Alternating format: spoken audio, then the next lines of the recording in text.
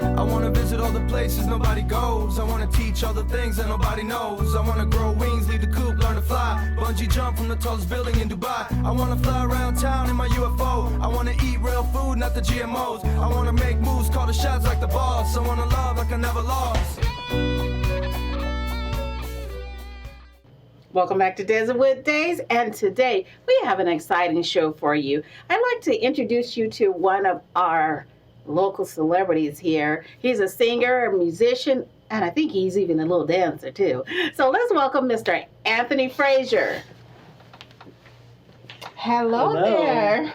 How are we? Good. How are you? Good to see you. Good to see you too. Thank you for having me. Such a pleasure. Yes. Such a pleasure. I met you on Going Down on the Mic with Moni Love's Effect and Mr. Chris Lays. Yes, throwing out some names there.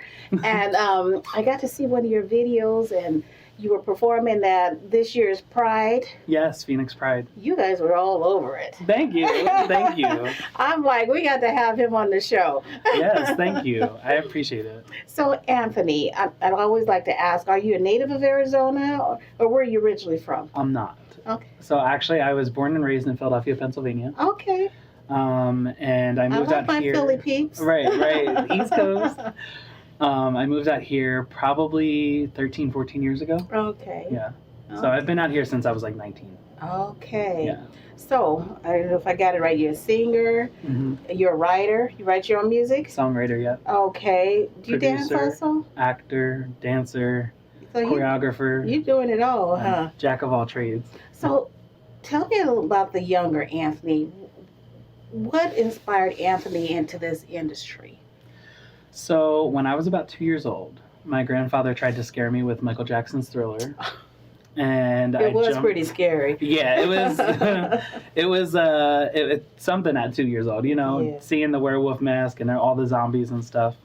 But my cousins were like petrified, sitting on the couch, and I just jumped off as soon as they all started dancing, and I tried to mimic the dance move. So that's my earliest memory. So it didn't scare you? No, I was ready to perform at 2. So were you causing trouble at 2?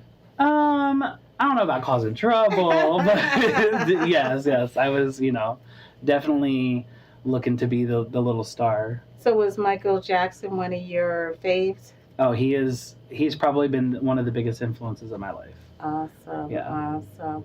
So, so what happened? You fell in love with Thriller.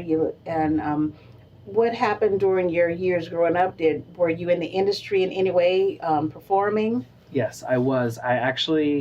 So when my family seen that I could dance and sing and that I had this energy and passion for it, they kind of waited a few years. I was about 5. And then they got me into Bobby G's Motion and Dance, which was, and still is, a dance academy in Philadelphia. Oh, okay. I took tap, jazz, and ballet. And then I started taking vocal lessons on every Tuesday and Thursday. And so I was there 5-6 days a week. And then when I was 5 years old, I got my start on TV through Al Albert's, which was a television show back in Pennsylvania. Okay. So, yeah.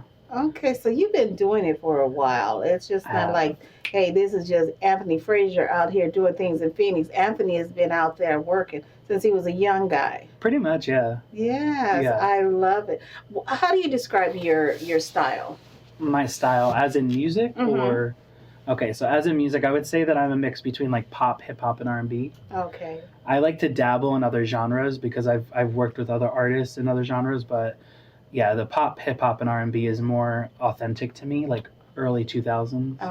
Okay. So I saw your video of your performance in Pride. Mm-hmm. So you had a whole crew there with you. Yeah. So you choreographed all of that? So there were 6 artists. Of the 6, I did 4. Well, yeah, I did 4 of their numbers. Okay. So it was my set, Marilyn's, Junior's, and Marlene. Okay. So I did all of those sets, and that was, roughly 70% of the show. So okay. yeah, it was a lot of choreography, a lot of time. Yes. And how much staging. time did you need for that, or how much time did you have? we had about a month Okay. to prepare. I would have liked about like 2-3 months. I Right. feel like we would have been a little bit more seasoned, but I think it was phenomenal Right. and what we did.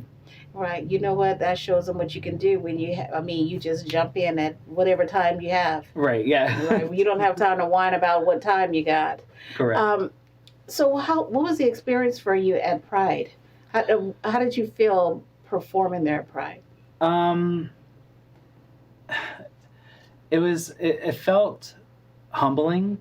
You know, I'd done it a few years before as well, and just this experience, like being a young kid growing up LGBTQ, and you know, being in this community, it's not always as accepting as we want it to be, and as you know, we preach it to be.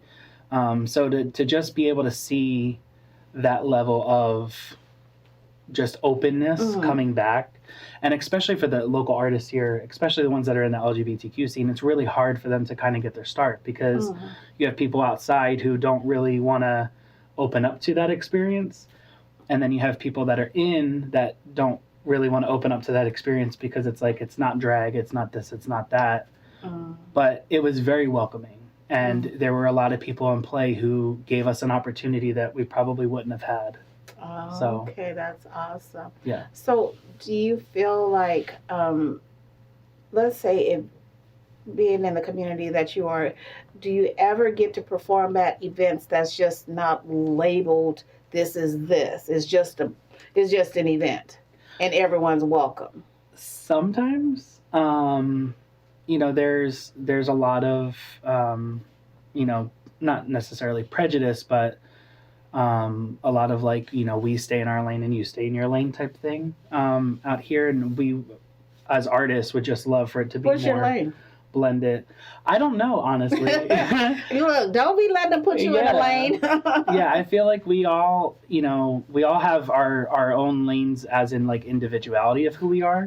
Right. Excuse me. But no, you're good. I just feel like as a group, we should just be more, you know, willing to work together and like open to ideas, because that's how we grow. Right. You know. Raz is one of your artists or someone you worked with before? He is, yes. Okay, we had this conversation, a little bit of it also, and what I asked him, and I'm going to ask you the same thing, is do you feel that, are you ready for us to be at a place in time where we're just artists? Yes. We're not labeled by male, female, or gay, straight, or whatever. We're just artists. Yes. Because that's what it's about, is the art. Exactly. So what Anthony does at home is his business. Right. But when he gets there on that stage, it's a performer. Right. We just shut it down. Like that's right. what we're there to do. So it shouldn't be about any lanes or whatever being labeled because of who your sexuality, or why does it have to be that way? I mean, that is crazy. It is crazy to me. I mean, because we're all artists. Right. So hopefully we'll get to that point someday. But you know, I hope so. We may not see it, but hopefully it will one day. Hey, it's 2022. We should. So, as a writer, producer, are you also managing talent? Yes, so I have a production company that we did the show basically from. So Fancy AF Productions is my company, and I want to start managing talent, and I have a couple of friends who are obviously talented artists. Oh, okay.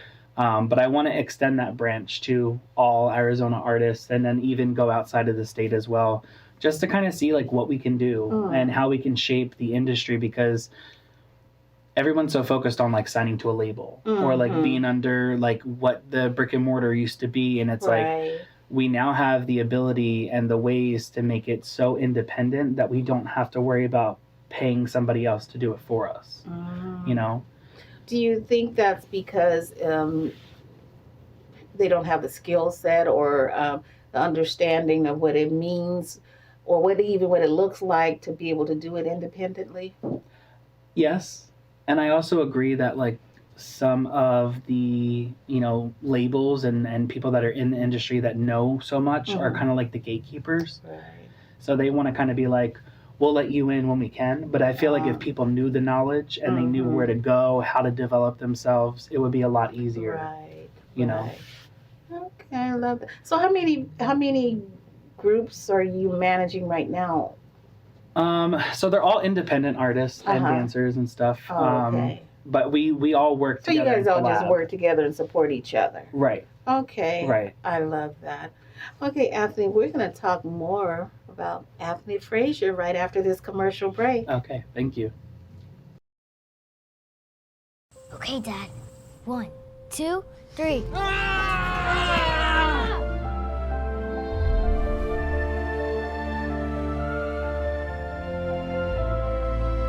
You saved me. Dad? Are you okay? I'm fine, dear. Your hero needs you now, and AARP is here to help. Find the care guides you need at aarp.org/caregiving. I felt accomplished after I got my diploma. Made me feel that I could take on whatever challenges life throws at you. Find free adult education classes near you at finishyourdiploma.org. Bring it.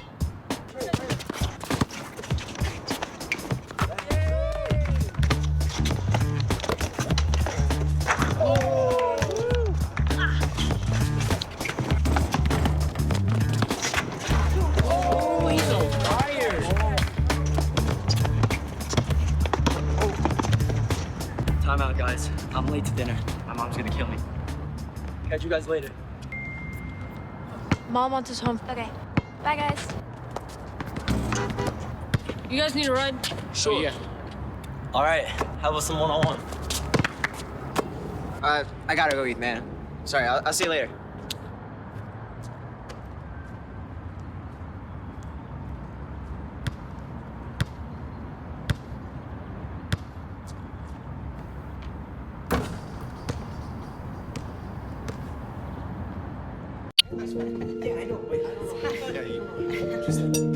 Look at that. It's so sad.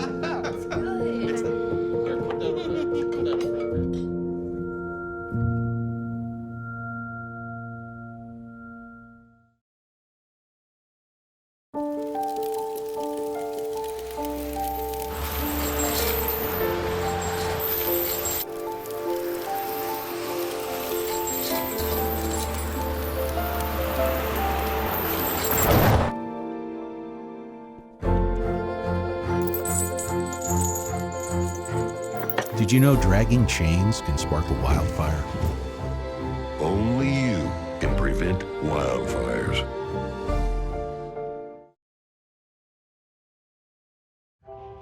Most of my family, they never graduated high school or even let alone go to college, so I'm trying to break that barrier. My daughter Brooklyn was also a motivation for me to go back to school. It's been so amazing to be able to give our child the life that we kind of pictured us having, even though we didn't really have that. I've been in foster care my whole life. He's so strong to just be able to leave that all behind and still be able to take care of his daughter and be a good husband. Every day after work, went straight to school, studied hard, and it paid off. I could not have done it alone. We've been through so much in our life, and he never used that as an excuse, but as motivation to do better. I see the future is really bright for me. The high school diploma is just added to the confidence, and now I feel unstoppable. Find free adult education classes near you at finishyourdiploma.org. Julie was always a voracious reader. She'd carry 2 novels on an airplane because she'd read one on a 3-4 hour ride. And at some point, I began to notice that she would read a page and couldn't remember what she had just read, and she'd have to go back and read it again. I don't remember much these days after I read, but less does for me, and I love it.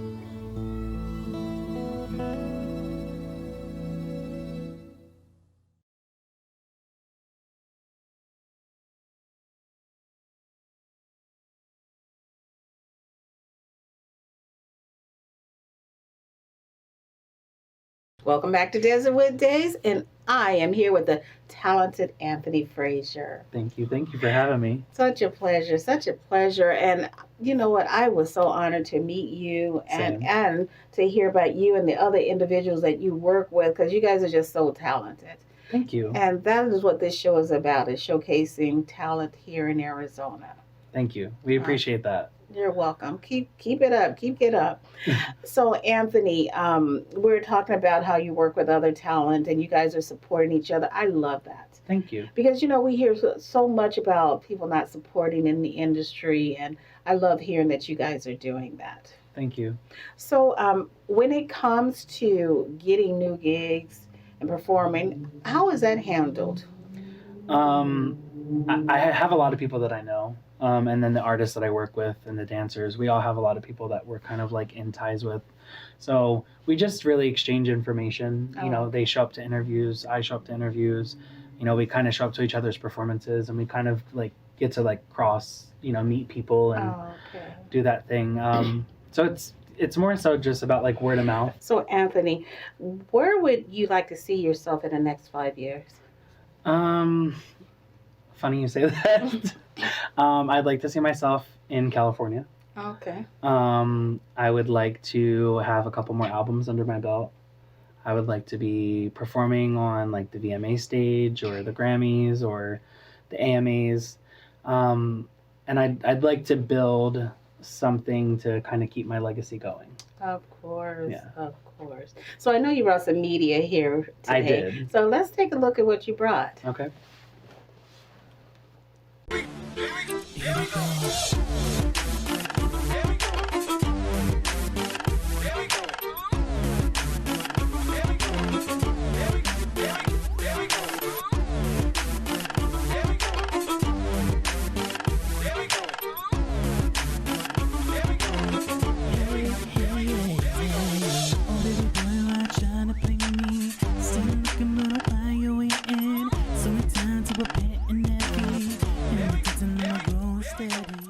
Ooh, loved it. Thank you.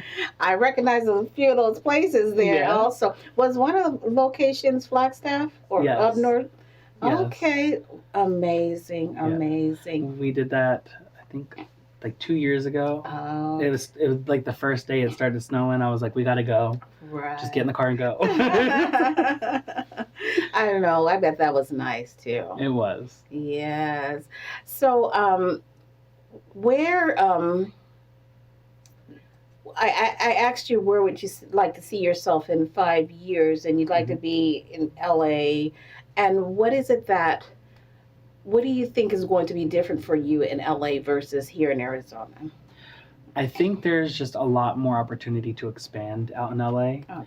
And not saying that I would leave behind Arizona. It's just to be able to bring that extension further to us.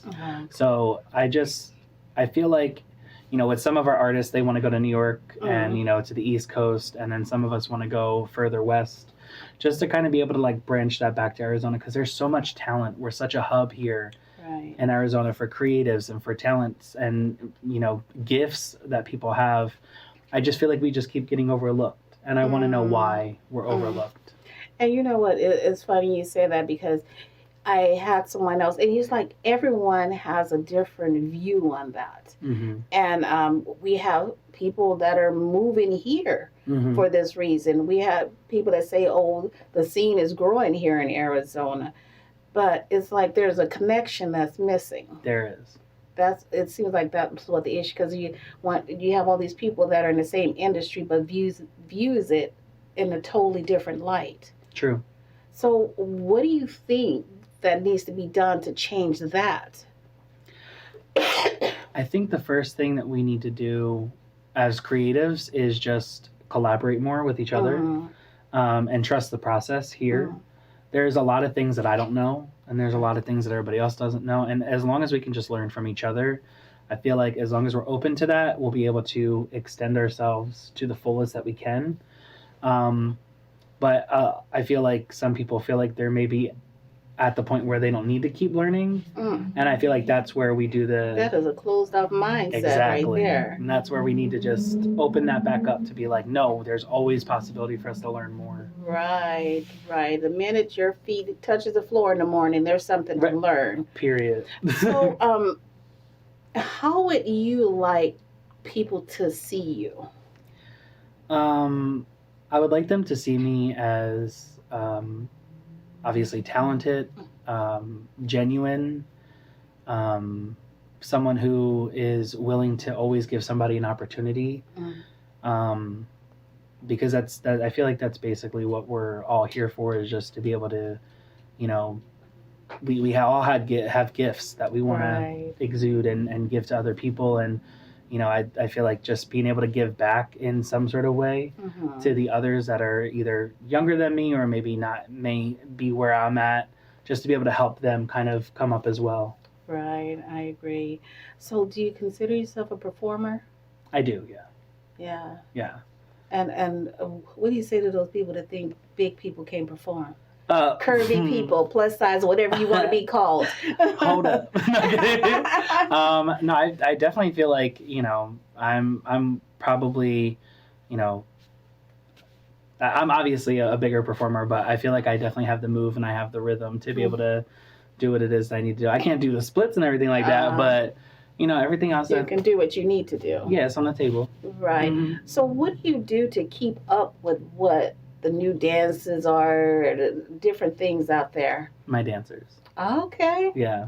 Okay. Yeah. Trying not to, I don't like to look at TikTok because I feel like TikTok is a lot of like...